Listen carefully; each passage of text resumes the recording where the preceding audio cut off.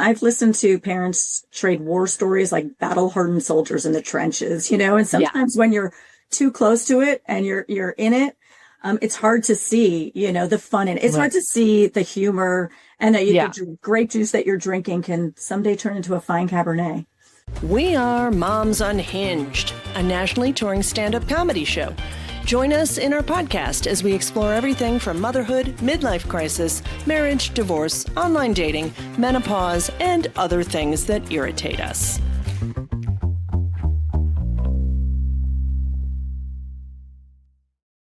Hello, everyone, and welcome to the Moms Unhinged podcast. I'm your host, Andrea Marie, and I am here with the fabulous Danielle Frank, the author of A Wine Lover's Guide to Parenting, which, my gosh, I need this book desperately because it sounds just so good. So I can't wait to read it. And just thought, get you on the podcast since we've got a lot of moms who probably are also wine lovers. I loved a little bit too much wine last night. That's what. Well, thank you for having me on the show. Yeah. And I always say there's never too much wine to be had. Yeah. Awesome. That's awesome. So, Danielle, tell us a little bit about why you came, like how you came to write this book. I'd love to hear kind of how this book evolved and, what kind of experiences you put in there. So I'm actually not a mom. Crazy enough, I'm an aunt to my niece and nephew. I'm an auntie to so many friends' kids. Call me Aunt Danielle, which is great. I take them to escape rooms, dope them up on sugar, and get to send them home. I was also a bonus mom for many years to my ex-fiance's kids. And I just realized raising kids and appreciating wine actually have a lot more in common, more than just that they can both stain your carpets. As somebody who spent my career in wine. I've worked in the wine and spirits industry for over 21 years. So spoiler alert, awesome. I'm a little older than 21. I started to notice the parallels between wine terminology and just human behavior. And it became a playful way to celebrate the chaos, the humor, and the humanity of parenting. Yeah, for sure. That's our whole message with Moms Unhinged too. It is so chaotic, and it is you have to laugh at it because you need humor to get through some of these days. So, and you need wine. So exactly. I mean, I've listened to parents trade war stories like battle-hardened soldiers in the trenches, and sometimes when you're too close to it and you're in it, it's hard to see, the fun in it. It's hard to see the humor, and that the grape juice that you're drinking can someday turn into a fine Cabernet. Yeah. Yeah, exactly. I know. It just needs to get a little older. So that's awesome. So you were in the wine industry. I'm so curious about that too. What was that like being in the wine industry? And you're no longer in it like you were, correct? I am still in the wine and spirits industry. It's such a fun industry. Yeah. So I started my career in entertainment PR, and I say I traded red carpets for red wine. And I fell into this industry, and I've been working here for nearly 22 years. I'm going on 12 years with my current company, Moet Hennessy. It's a great industry. It's, especially when you get to represent such amazing wine and spirits brands that have such history and stories. Yeah. And spending over 2 decades in the wine and spirits industry really shaped how I tell stories. And this world is really about translating something complex into something relatable and a little bit fun and not intimidating. And so I approached the book that way because, as a wine lover and somebody who works in the industry, I love the idea of using storytelling to make the wine knowledge accessible and fun. It's not supposed to be daunting, like some people say about, oh God, I don't, I mean, when I go to dinner with my friends and the wine list comes and they pass it to me, I'm like, no, it's like, you should be able to enjoy it. I'm not an expert. I know what I like. It may be different than what you like, and there's no right or wrong. And it's all about the emotion that it evokes from you. So it's all about the storytelling aspect.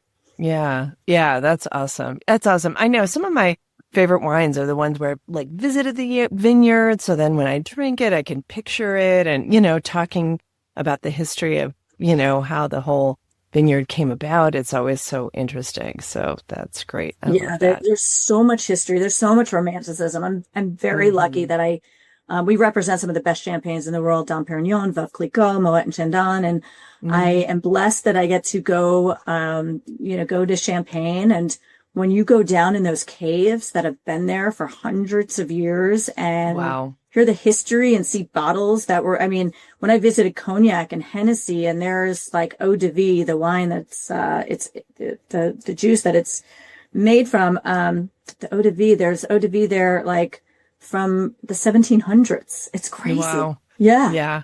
That is wild. Yeah. Yeah. So great. So great. And I'm also curious. So you mentioned you were a bonus mom to your fiance's kids. I'm curious about how that was. Because, on the podcast here, we have like a wide range of experiences with parenting. And I think,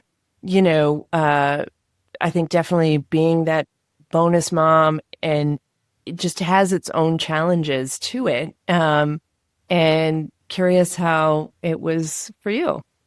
Yeah, the boys, they were a lot younger then.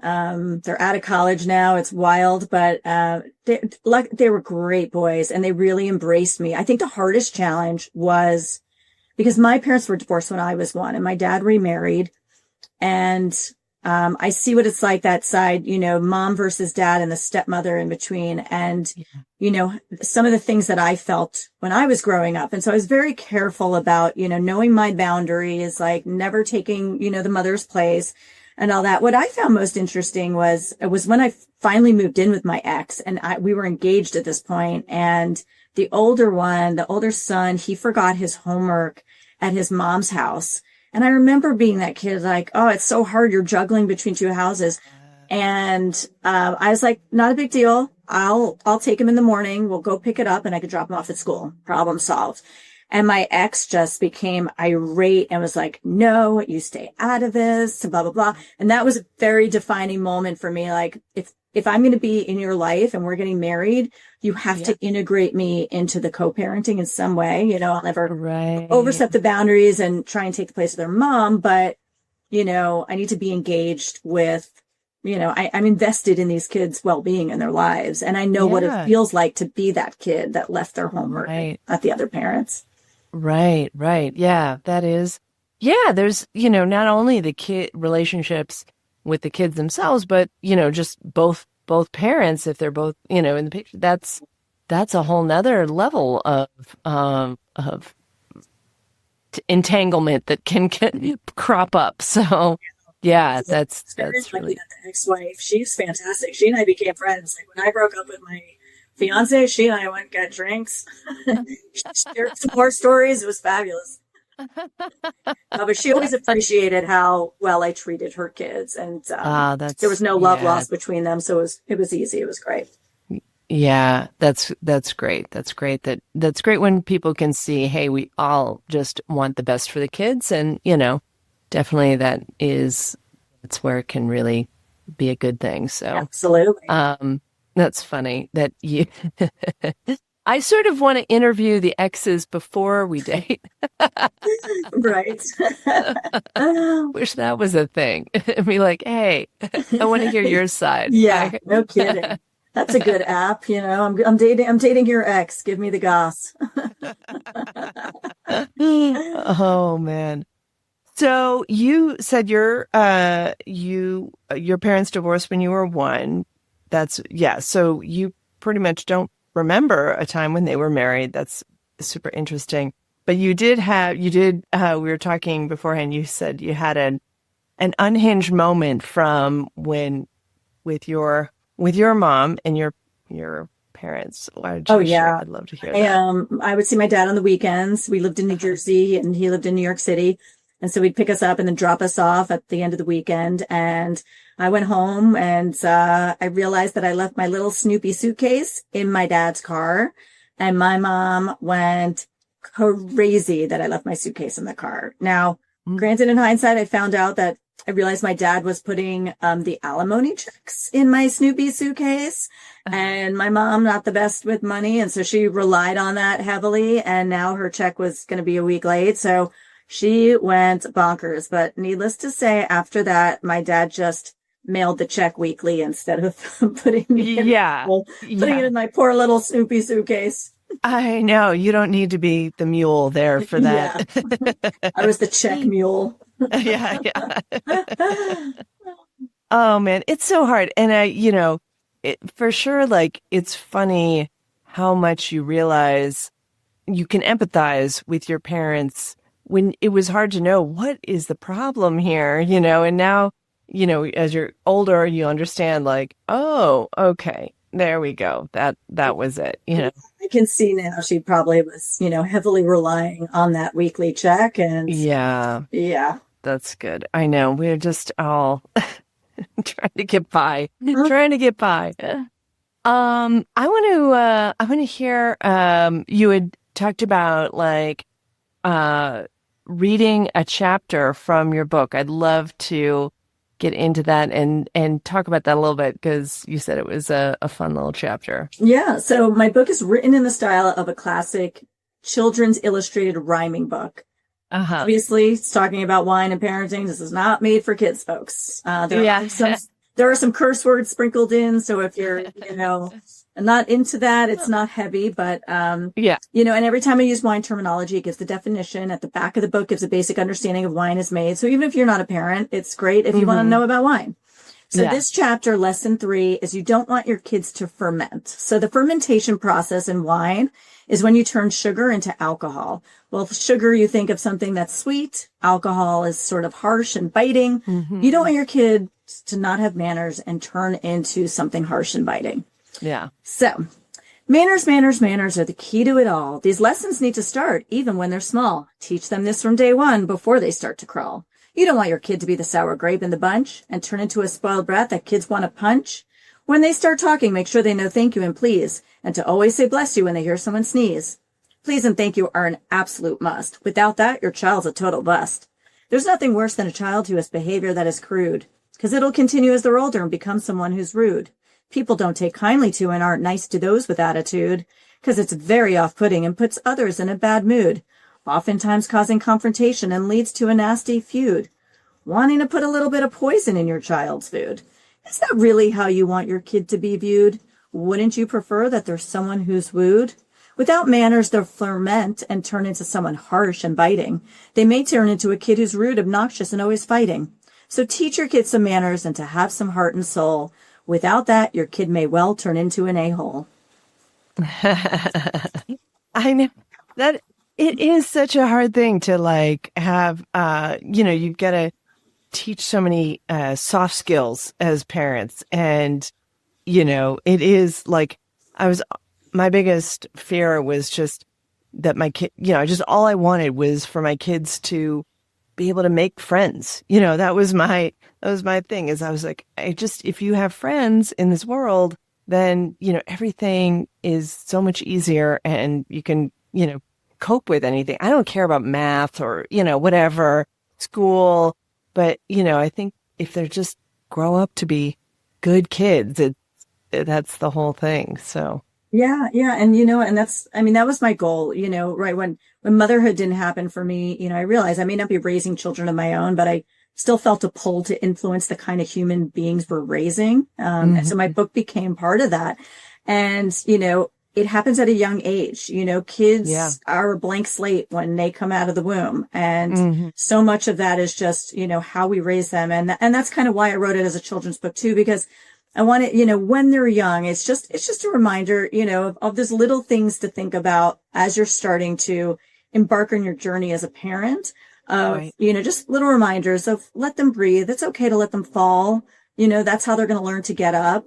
Giving them depth, teaching them about the world, teaching them to be kind, not be a bully, like all those basic human being, good, decent behavior, characteristics that, you want to start at a young age because, once they have bad habits, it's hard to break. Yeah, for sure. For sure. And it's, you get to control so much more when they're young and, when they start to get older and, they just don't always listen to you that well. So it just becomes, it's such about a challenge of like, trying to do a combination of modeling and also teaching, Yeah. Yeah, exactly. It's it's hard. I know, I see everybody around me, my network around me and all the kids they're raising. And, I don't doubt it's a hard job. Everybody's, doing the best they can. So Yeah. sometimes you just, and also, I always say I'm an outsider insider, like, Yeah. to my niece and nephew, to my friends' kids that call me Auntie Danielle, to bonus mom, like I might not be, the mom, but I'm heavily invested in Hmm. how these kids turn out. And sometimes when you have that sort of fresh perspective and an outsider who is who is an insider to your kids, Yeah. you can point out those things a little easier without judgment. Yeah. Yeah, for sure. For sure. What has been the reception to the book? Is it, uh, yeah. It's been great. Yeah. Parents, they love the humor, the light tone. Hmm. They appreciate the levity. A lot of parents actually, one of my favorite things is there's a chapter in there is your kid a mulled wine. Mulled wines are heated, they're spiced, sometimes served in as a punch. So that Hmm. is related to like, make sure your kid's not heated, spiced, packing a punch. Is your kid a bully outside of the home? Yeah. And this is, I think it's mind boggling. What a problem. I mean, granted, we hear more about it these days because social media is so prevalent, but I'm Hmm. sorry, kids, unaliving themselves at 12, like that didn't happen when we were younger. It just didn't. Yeah. It's, not as much as it is happening now. So it's a really Hmm. serious thing that like breaks my heart. And so this chapter, you know, is obviously a serious message, but in a light tone. And a lot of parents have actually said to me, that chapter resonated with them the most because of course they see the great child in the house and nobody wants to think, everybody wants to think not my child. But a few Yeah. people have said, made me look inward and just be like, maybe I should like get a better understanding of how they are at school. One parent said, somebody did complain to her about their kid. And when she thought about it, she's like, I need to nip this in the bud. You don't want to believe it's your kid, but if somebody's saying it's Yeah. true or you're just, take heed to it because you could Yeah. stop it now before it has even worse ramifications. Yeah. And it's interesting to even think about like, how do you even see that, that your kid is possibly a bully? That's a really interesting thing. I didn't think about like just even learning how to spot it. So, Yeah, yeah, and that's why it's really about, because trying to see who your kid is outside the home and you're not there all the time. So it's mhm. really heeding, like listening to, if there's a complaint from the teacher or, you know, if your friend of the family or your aunt or uncle is like, I saw them, I was watching them and they were kind of tough with Mhm. this kid, Mhm. it's okay to heed Yeah. those lessons and listen to your network around you. Yeah. Yeah. I know. I once saw a young kid punch a girl right in the face. And I was like, I got so upset. And I was just so upset about it. But then I found out later that she was really taunting him. And it's like, so, it's like he just responded in a, not a good way, obviously, but sometimes you're not even seeing the whole picture of it all. So, Yeah. yeah. And I think you said you had another unhinged story to share. Oh yeah. This was later in life. Yeah. My mom, single mom going out on Yeah. dates a lot. So I was, I think it was probably a junior freshman or something. And this is going to make me sound like a bad child. I was actually a really good child. I was like the last one to rebel of my friends. Not that I ever rebelled, but I was a really good child. But, my parents always gave me an extended leash. Like I didn't have a curfew. And so she was out on a date and I had friends over and people over and we were drinking and, yeah, she came home early and she was with this guy she was on a date with. And she just, she called the cops on us. And the cops came. Yeah, the cops came Wow. and parents came. Like I was mortified.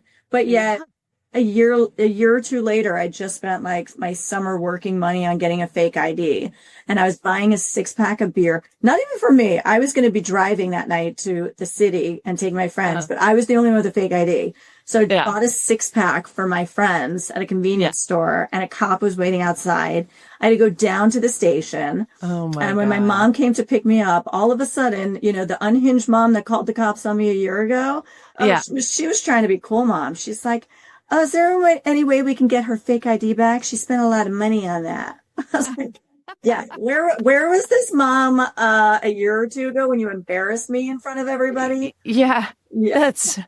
that's so funny. There's so many different things to this story because it's like, did you get your fake ID back? Did Oh she? hell no, no. They just, I know. I was gonna say, why would they give it back to you? That's hilarious. They'd be like, "Oh, sure, go ahead, use this again." You know? yeah, it was a great fake ID. But the funniest part of that story too is like months later, I had to go to court and my dad came with me and they brought the six pack. This was maybe like a year later. They brought the six pack out as like evidence A, like a year later, right?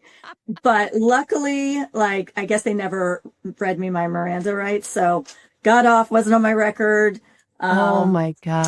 Untarnished record. But yeah, it's so silly. Like evidence a six pack of beer. That's hilarious. So that was stored somewhere in some evidence room. That's hilarious. I bet they drank it the night of, and then the day before they're like, oh crap, we got to go get some new evidence.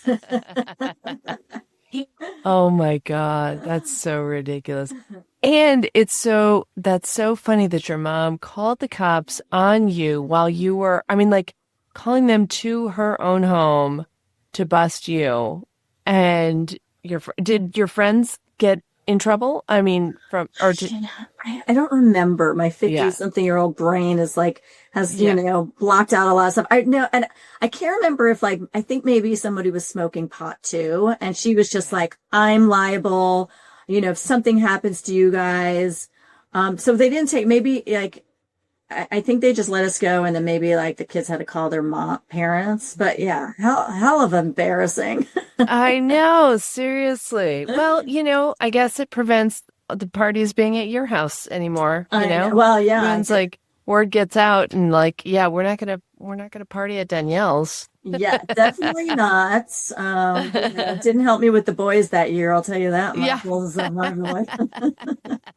Yeah. Yeah. That's so funny. Oh my gosh, hilarious. I know.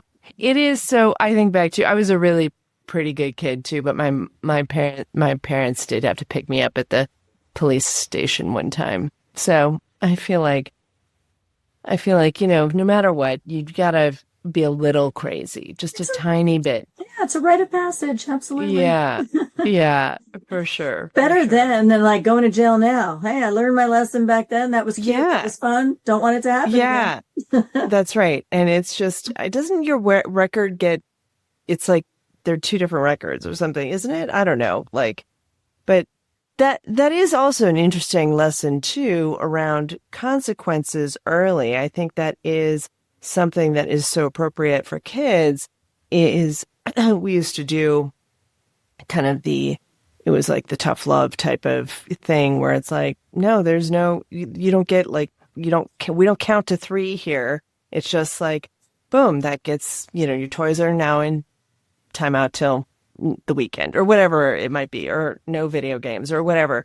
But I do feel like the consequences young really stick with you, and help you learn like, oh, that we could get in trouble, Yeah, 100%. And that's one of the lessons in the book too, is about, same idea is like letting them fall, that like, it's okay to let them fall, to learn how to get back up, like giving them room to breathe. They need to understand, that they'll fall and that they can get up literally and figuratively. And same as you said, like, they need to learn that if there's bad behavior, there are going to be consequences. And if, constantly I remember they don't do this anymore these days with like parenting, but I remember all my dad had to do was like pretend to unbuckle the belt. And I was like, okay, I'm sorry. Oh my God. Or pull out a bar of soap if I said a fresh word, like, and I get a bar of soap in my mouth.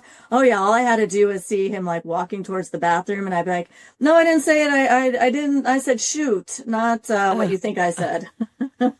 Would you really get a bar of soap in the mouth? I had a bar of soap in the mouth, I think twice. But my dad was free with the curse word. So that wasn't so taboo. Maybe if it was like talking back, but I think that's also a very, very, poignant thing about parenting too, that I learned from my parents. Like my dad used curse words all the time. My dad, like even with alcohol, it wasn't like this taboo thing. Like I learned to enjoy, like wine was something. We'd go for a nice dinner and he would have a nice bottle that he wanted. Oh, this is going to go great with my filet mignon. So I learned, and he'd have after dinner Baileys and give me a sip. So it wasn't something so taboo for me. And I think that's, the secret sauce as well, is like I saw that my friends' parents who were the strictest, like, they were the ones that like started drinking early, were climbing out of their windows and breaking curfew. So I think when when you make your kids worldly and exposed to certain things, things aren't as taboo, and they just want to go in the other direction and do whatever you said no to, and right. Yeah, for sure. I saw that at college when some of these people were away for the first time in their lives from their very, very strict and sometimes religious parents. They were the ones that I was like, oh, wow, that's a lot of different guys that she has been with in the last month, I'm like, yikes. So, yeah, definitely it is. It's such a balance. So many different things with nature versus nurture and just, all of that. So do you have any other favorite lessons or chapters in the book that you want to share? You know what? I'll read the mulled wine one, just because I do like that messaging. An extremely important fact of life that you must understand is bullying amongst kids has gotten completely out of hand. Bullying is a major problem amongst the youth today. Effects on the recipients sometimes never go away. The impact on a child can completely affect their life, making them insecure and depressed, causing them constant strife. You need to know if your kid's packing a punch to others at school. Are they making fun of the other kids and acting very cruel? To the other kids, are they acting real tough, pushing and shoving and being rough? Are they considered a bully and perceived as mean? If so, make sure that you are aware of the scene, and it's imperative that you get in between and stop this before it persists as they become a teen. You need to make sure your child knows that you will not tolerate any kind of conduct that is mean, rude, and displays hate. We all want to imagine our kids as the perfect little star, but it's your job as a parent to know who your kids really are. Are they sweet and pie when they're with you and then trouble when they're afar? This is very important, so heed my advice. So pay attention and teach them to be nice, not a mulled wine that is heated with some spice. Ensure your child is soft, even-bodied like a Merlot, not rough and tough that others want to deal a nasty blow. Nice. Yeah. Well, definitely. I thanks for coming on and sharing all of your thoughts about that parenting and wine and all that. And why don't you share with our audience where they can get your book and how they can connect with you? Well, thank you again so much for having me on your fabulous podcast. You can get the book on Amazon.com or BarnesandNoble.com, A Wine Lover's Guide to Parenting, The Fine Art of Wine, W-I-N-E, and Wine, W-H-I-N-E, Management. You can find me. I have a website, DanielleFrankAuthor.com, and on Instagram, I am at Create a Great Story. Awesome. Well, thank you so much, Danielle, and we'll, I'm sure, connect again. Absolutely. Thank you again. Thanks for listening, and make sure you subscribe, share, and follow us on the socials to get more comedy clips.